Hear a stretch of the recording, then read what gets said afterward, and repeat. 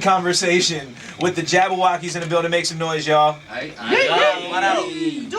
Little delayed, but but yes, the Jabbawockeez are in the building as they are on tour with Bruno Mars, who steps on stage at Golden One Center tomorrow. So we're gonna have a good chat with them because again, there is an elephant in the room that must be discussed tonight, and we will get there. I promise you that much. All right, but we are gonna close down the 9 o'clock news. Yo, I don't know if you can hear this, Phil. Oh, yeah, I can hear that thing. That's for you, player. Yo, just for Phil, we're gonna have to play the Sacramento version of that. We gotta do it. So we're just gonna put that out there like that. But the Jabbawockeez are in the building, and we are gonna take this quick commercial break. Come back with a little more to say. That's right, the Jabbawockeez are in the building right now. Yo, it's hella dope that you got to do the soft spoken. We're the Jabbawockeez. But yo, the Jabbawockeez are in the building, of course, on tour with Bruno Mars, stepping on stage at Golden One Center tomorrow night. Sold out within minutes. So it is definitely going to be going down, definitely a very live show. I'm trying to figure out a way to get snuck into this thing. Hand me a mask, fam.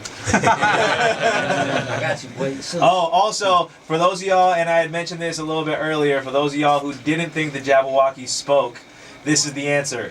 Yes. We do. See.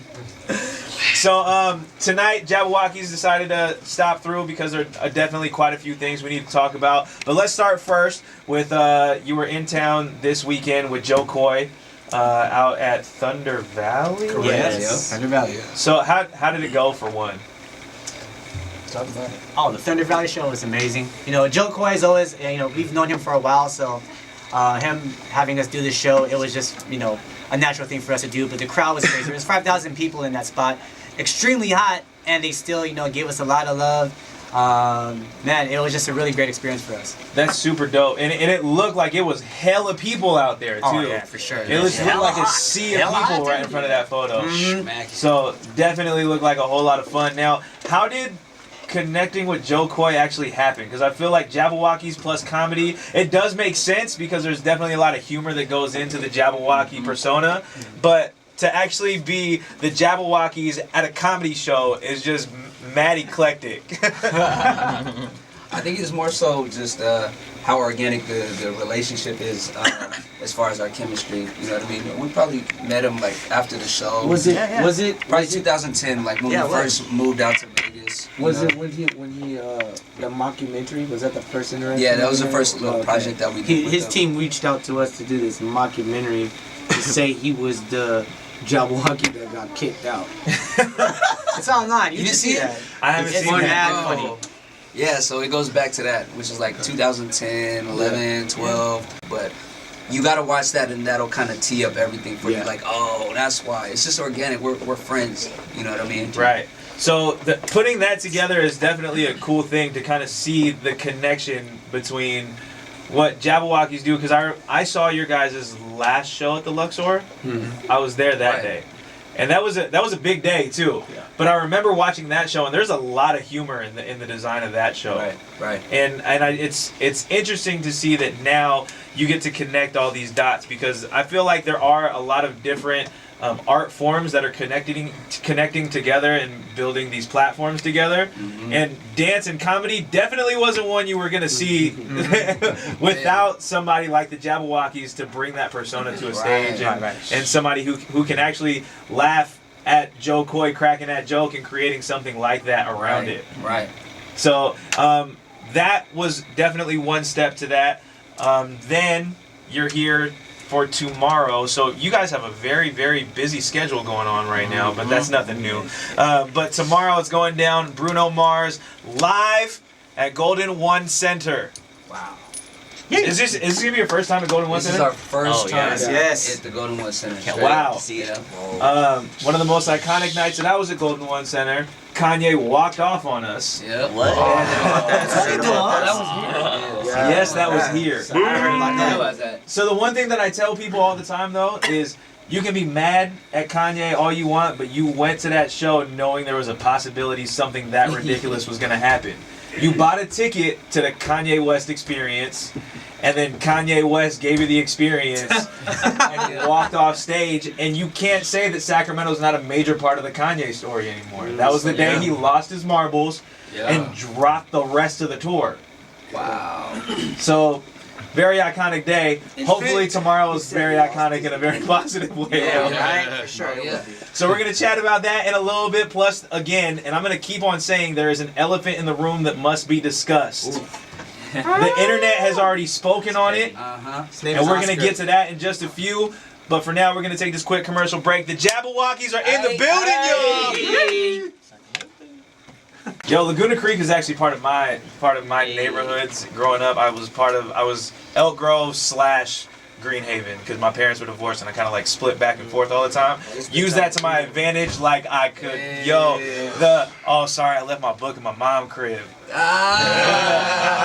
With the teacher that says, okay, for sure, we're gonna give you 2 books. But look, so speaking on the past like that. Welcome back to Sacramento. Appreciate you. Thank you. The last time you were here, we were the city of trees. And yesterday, Phil stepped back into Sac with the scenery, the greenery, and the yada-da-meanery. But it's no longer the city of treery because that whole thing got switched up while you were gone, man. It was hot too. It was hot when we found out, bro. Yo, it was crazy.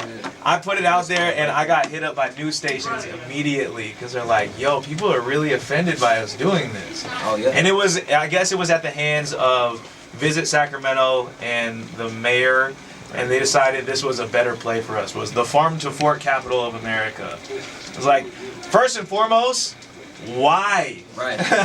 Start there. What was the point of that? 2, what does that mean? And how did you decide that we were the capital of America of that? We are definitely a city that has been proven to have the most, it was like the most types of trees or something like that, next to somewhere in France. Oh, yes. We're second to France, somewhere in France. Wow. So, not those kind of trees. and that.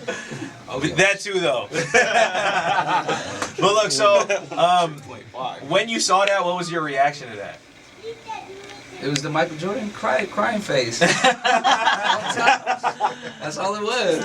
It was definitely sad, and it makes you kind of think like, what other names could you have gone with that were better? And the only one that me and a good homie of mine, Chris Lango, came up with was America's Melting Pot. That's Sacramento, America's melting pot. And I'll tell you this, for somebody like P back there who wants to be about the treery, the word pot's in it, so we got that covered too. But it wasn't a part of where I was going with that. So the melting pot, representing the fact that Time Magazine said that Sacramento is the most diverse city in America. That's true. And on top of that, it's a melting pot. You still have the farm to fork thing in there. Let's get that up there, man. Have you seen the water tower since it got done? Yo, they put, you know how when somebody covers graffiti and they do it the wrong color and they wipe it? Yep. There's a block right under where the new type is. Like the new whiteout, like it's kind of like a tape, like whiteout. It's a completely different kind of silver on there, bro. It's it's like all old and dingy to all gloss. Only on that block though. They couldn't even repaint the whole thing. So That's what I'm saying. So underneath it still says City of Trees. Yeah. There you go. We'll be back. We'll be right back. To be continued. Somebody just gotta get up there and clean it. But look, you guys are back in Sacramento. Let's talk about this Bruno Mars thing. Because what did we talk about earlier? Started with Uptown Funk. Yep. Which major record, numbers in the billions we talked about. Literally in the billions. Literally. What came after that led into what 24 Karat Magic is now? We did Uptown Funk, and then I touched Feel Right with Bruno because he wrote on that thing with Mystical. Right. And then we ended up doing the Super Bowl. I ended up doing the Super Bowl with him. And then what happened after the Super Bowl? Did we do another video? AMAs. The AMAs on here. Then we did the AMAs. Before you did the 24K Yeah, you did. Video. 24 Karat video with the DJ. Bellagio and Oh, we shot the 24 karat Dancing video. in the chanillas. Right. I got a picture of that thing, by the way. My G is in some freaking slippers he got from the Hawaiian swap meet. tight.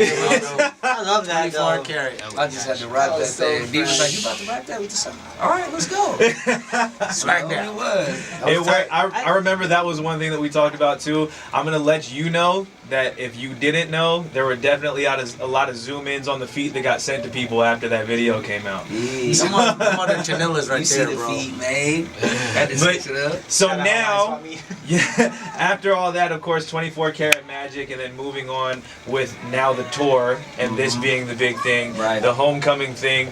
Was that exciting to know you were gonna do this at home? Oh my goodness. Hey, you know what? Mr. King there, he was posted with my brother Bruno, and he brought it up. He was like, "Hey, y'all want to open for us?" And I'm like, "Boy, if you don't stop, are you for real?" And he's like, "Just let me know." I'm like, "Man, I'll let you know right now. Let's go." He's like, "What you want to do?" He's like, "Give me Vegas and Sac at least." Wow, made it happen. I'm just like, man. And that's the first 2 dates, right? Yeah. Yep. And Wow. I didn't know it was gonna tee off that way. This is way before the tour was even being talked about. He had threw it out there. And here we are, like months, maybe a year later, probably a year later. And That is Sac performing tomorrow. insane, yo. And for the first time in Golden One Center. And for the first time. So- And we just flew back, and we just, I got my baby And- boy. and- I brought my baby boy. He's the only one from my family that he was born in Vegas. You know what I mean? So we just brought him back to Sac and about to show him what all this is about, bro. So it's a blessing, bro. It's That's so dope. beautiful. That's beautiful. And I think a lot of our conversation about what's coming into Sacramento and what we can do as a whole between the DJs on the streets, the DJs at the stations, the dance community, the artists out here, what we can do for the city to make it a much bigger movement than this is definitely something that I think tomorrow, and you guys setting it off on stage and getting to say we're doing this for the hometown is going to be a big step in that direction. Oh yeah, It's amazing. it's going down. So again, the Jabbawockeez are in the building.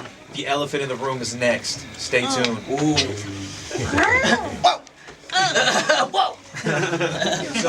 Yo, the Jabbawockeez are officially in the building right now. Yay. And shoot, cousin Justin, what's up, baby? now, let's because the news decided it was going to jump into what we were talking about earlier. So let's talk first and foremost. Joe Coy last night, Thunder Valley. Rainin, we were just talking about this. Crazy love out there. For sure. So tell me a little bit about what happened with that show.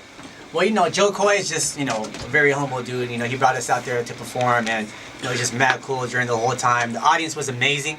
5,000 people that were just showing us so much love and support. And like I said, it's a different demographic, in a comedy show, but they still were showing mad love to us, so it was cool. That's super ill. And again, the Jabbawockeez plus comedy, not necessarily something you are prepared to see until it happens.